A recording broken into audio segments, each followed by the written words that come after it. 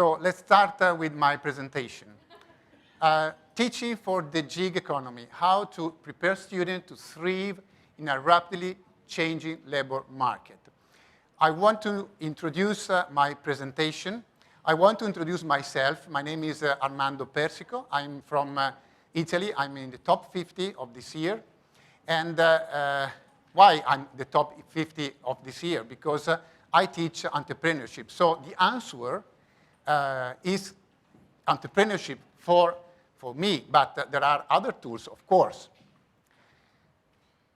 To remember my name is very, very easy, because if you think that we have a beautiful gulf in front of here, and if you think that this gulf is called in English Arabic Gulf, but it's called also Persian Gulf. And if you think that in Italy, in Italian, the Persian Gulf is translated as Golfo Persico, you can remember my name, my family name.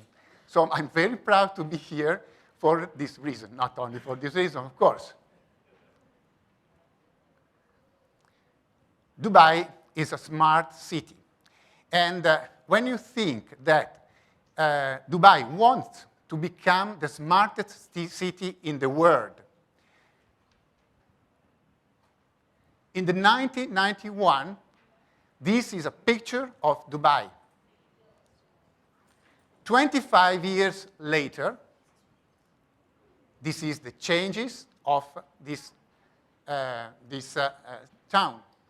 But the job model, it is that all the people have to work here. And when I went to a parking last night, I found a man that took my coin and inserted my coin. Then when I go out from the parking, there was another man that helped me to put the coin into the machine. This is a beautiful business job model. But around the world, we have a smartest city that would like to create only robots, using only robots. And most of them will change the job market. In fact, we have different types of job. In Italy, according to a McKinsey report, a future that works, automation, employment, and productivity, in this research, we have this prediction. By 10 years, 11 million jobs will disappear in Italy. 50% of the 22 million people that are working in Italy. And the same percentages we have all over the world. So Dubai would like to be a smart city with a social job model, but the other towns would like to be a new smart city, but without a social job placement. And if you want to eat an ice cream, you want to meet a very, very nice and smiling waiter that serves the ice cream. But when I went to in an ice cream store in Italy, I saw these images. I saw a robot. I ordered the ice cream to the robot, of course, inserting the order. And the robot has chosen the quality of the ice cream, serves the ice cream to me, and without waiter. So, waiters workers of bank. You know that if you have to do a bank transfer, you can use internet. You can use bank internet banking, for instance. So the bankers you met 10 years ago that counts money in a fast way is not, you can't see anymore. So the job is changing. Not only bankers, not only waiters. If you think to the cashiers, for instance, you can pay without the support of a cashier, because there are a big automation in the payments. So there is, for instance, the technology, the RFID technology. You can enter in the store and take the product, insert the product into the box, and the technology of and the RFID technology can understand which product are you inserting in the box, and then you can pass through a special machine, and another technology, another RFID technology, can pay for you, can transfer money from your account to the account of the store. So, any more cashiers, any more waiters, any more waiters substituted by robots, by waiters that are automated. This is the situation that the smartest city will present for your students, for our students, for my students. So, we have to change the mindset and the self-employability of our students. In which way? I suggest entrepreneurship. For me, entrepreneurship is the best way to help, to support our students to face the new challenge of the world.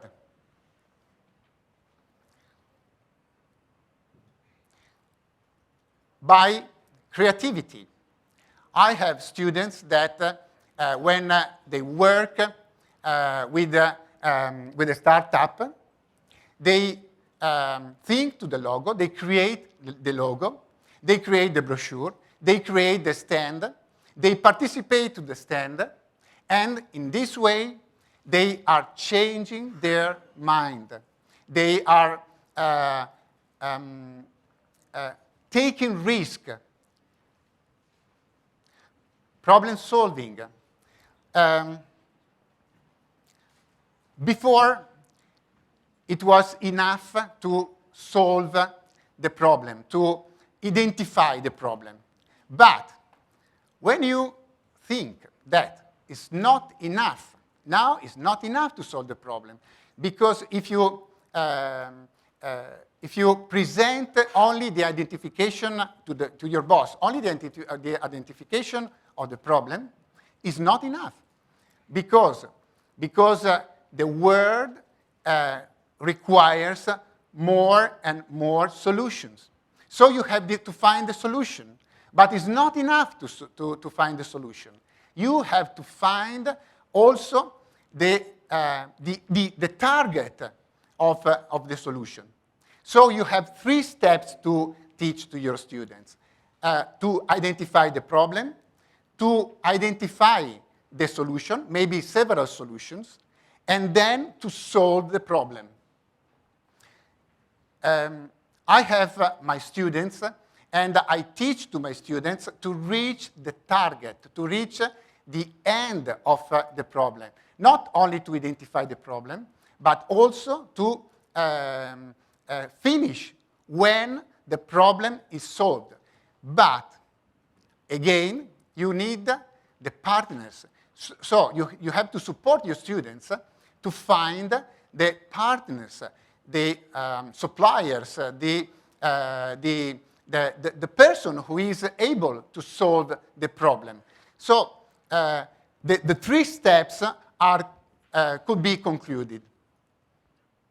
Team working. I teach in 9 programs, business and technical programs. Team working, I gather, to create the team working, I gather the students, I gather the different skills and competencies that the students have, and then they can work together.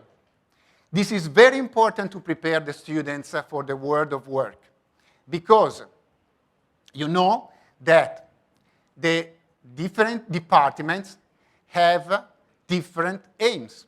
For instance, the marketing department would like to sell more and more product. The producing department would like to satisfy not only the market, but they have to take in account that there are the raw materials, and sometimes the raw materials are not in the warehouse. This is one problem. Another problem is the maximum capacity of the production of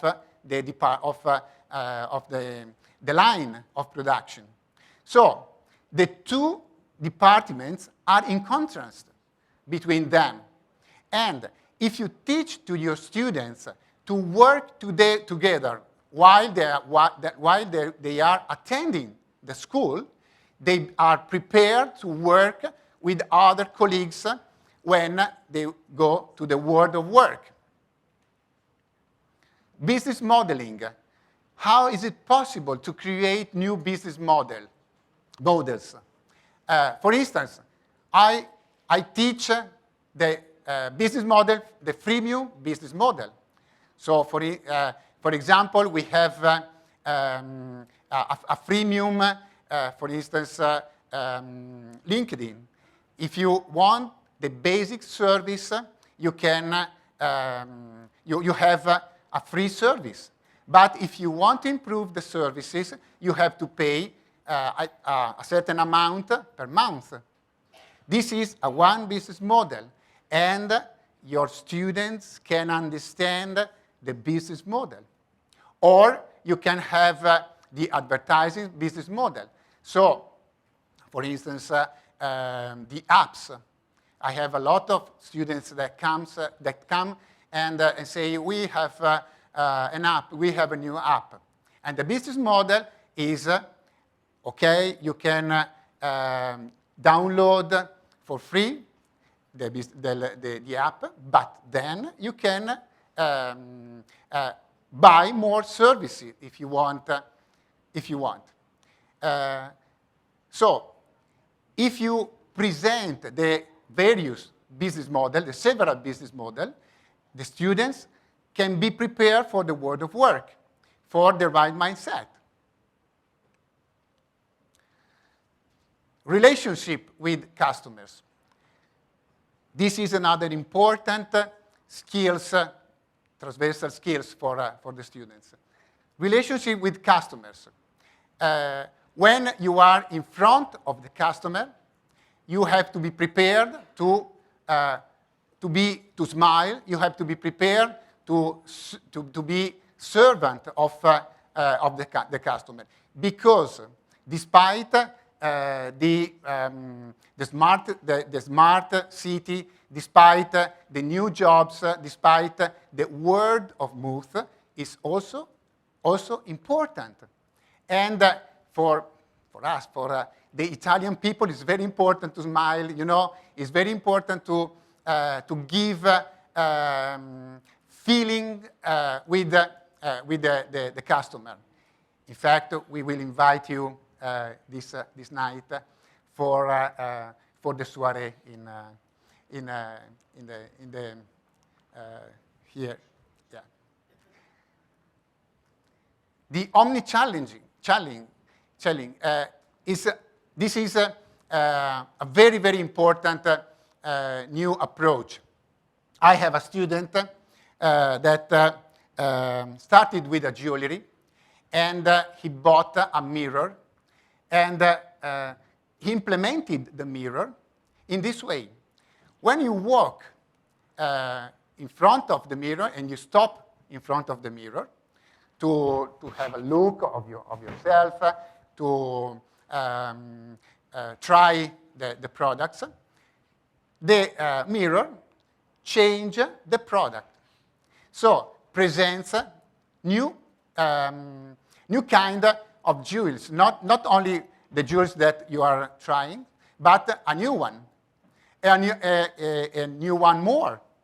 And if you are satisfied, you can push the button, you can buy, and the new jewel can be delivered to your home. This is an example of omnichannel, but this new way of trading is very, very important. And if you are prepared with these new challenges, our students can change their mindset. The last thing that I want to say is an important thing for me. This is in my heart, because I tried to work with my students on the mistakes, on the fail, because sometimes I say to my colleagues, but who are able to teach the mistakes? We teach Italian, we teach math, we teach physics, we teach biology, we teach economics, we teach entrepreneurship, but who is able to teach the mistake? Who is able to teach that the fail is the first step of the success? And this is a problem, because we are not used to teach the mistake. We are used to teach the other things, only the success. So, who does to teach to do mistakes?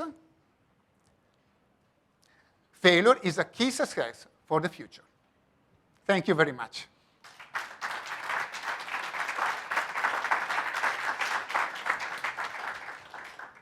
Any questions? Hello. Hello. Hi. So do you have any examples or ideas of how to teach failure, how to teach that failure is acceptable and to move on with it? Yeah. Because a lot of the systems in the schools are very much about getting the grades and getting that. So how can you incorporate the teaching of failure with the system currently? Yeah, I have this example that is very, very important, because I tried this example on me. So we participate to some competitions, okay? It's not a competition, startup competition at a high level, but it's a trade fair, is a competition all over Europe, okay? Where the students can present their products. And some judges a jury can judge their products, their presentation, and so on. Okay, and only one team wins. Okay, the other teams loses, but it's important to say to your students that they are winners despite the fail, because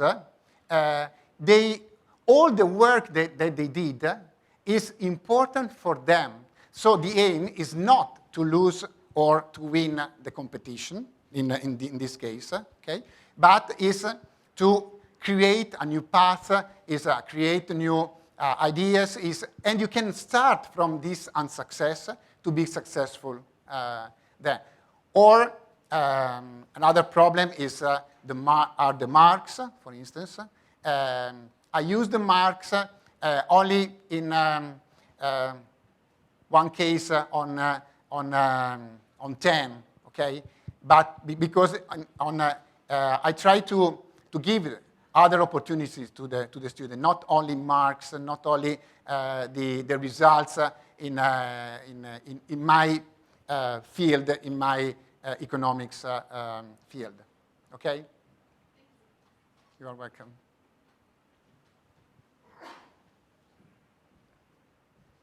Good evening. Good evening. Our system, a traditional system of learning, we really penalize mistakes.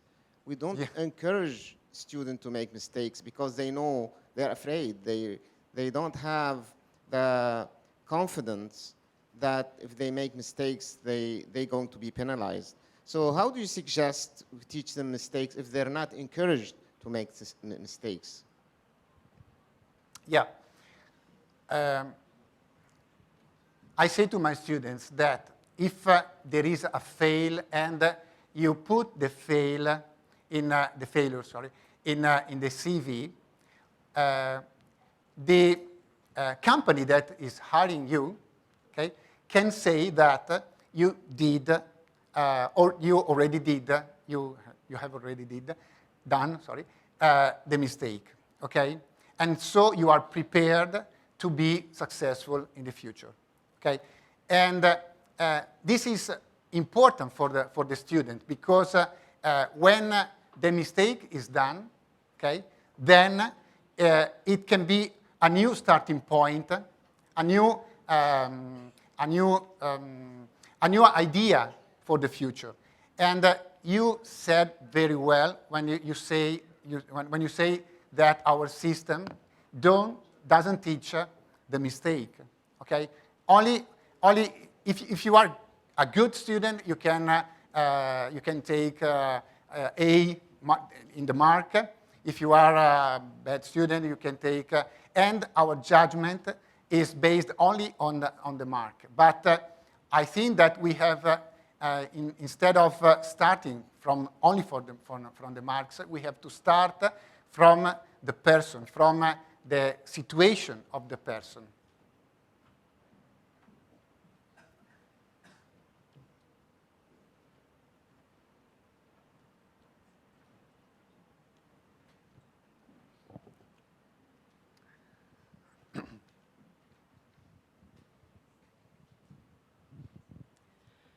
If you look at the person, and I agree with you, sometimes you can get more information, but how can you prevent some sort of biases? Marx makes the evaluation easier, objective, transparent.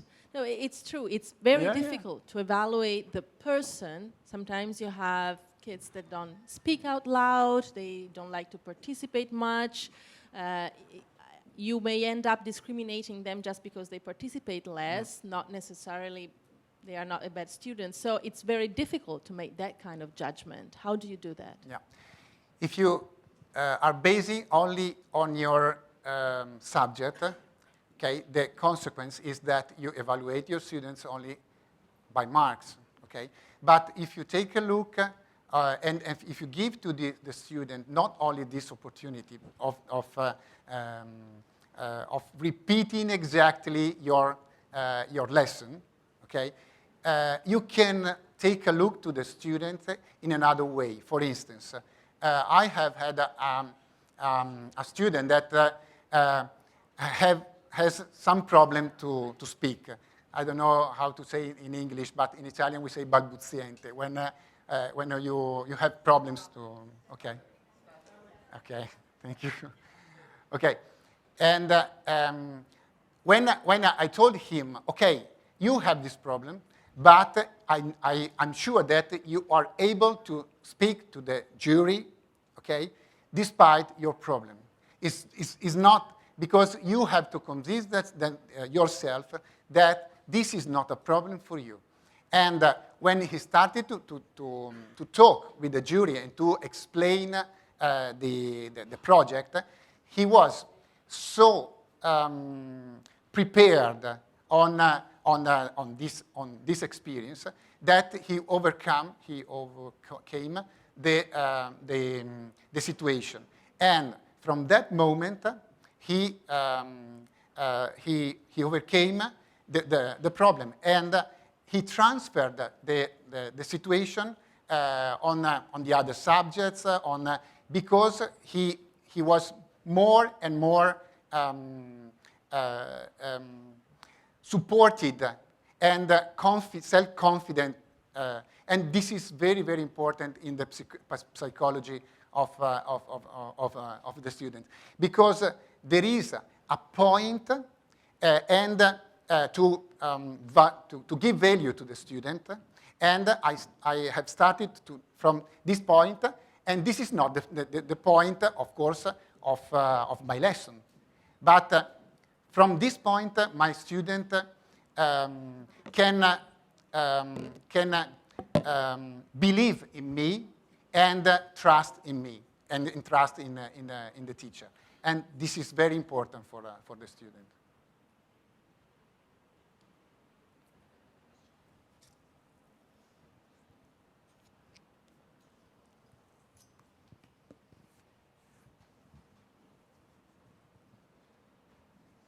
Hello again. I'm actually interested in other examples of omni-channeling, because you mentioned the mirror, but I'd like to be able to see if you have other examples of that, because it seems like a very interesting new pathway. Yeah. Another example is in a store when you buy something, and there is this technology, RFID, that is connected with your cell, your mobile, okay? Then, if you are buying fish, for instance, it can propose a cutter for this kind of fish. You can push the button on your application, on your mobile, okay? And order the cutter because it's related to the product that you are buying in that moment. So you can use more and more systems. I told you about the mirror, but you can use the applications, but you can use the remembering because you have bought the same product before, okay? And so when you enter into the store, you have the list of the products that you have bought before ready for you. So these are other systems and you can use technology, but not only technology. But of course, the best tools are technological, of course.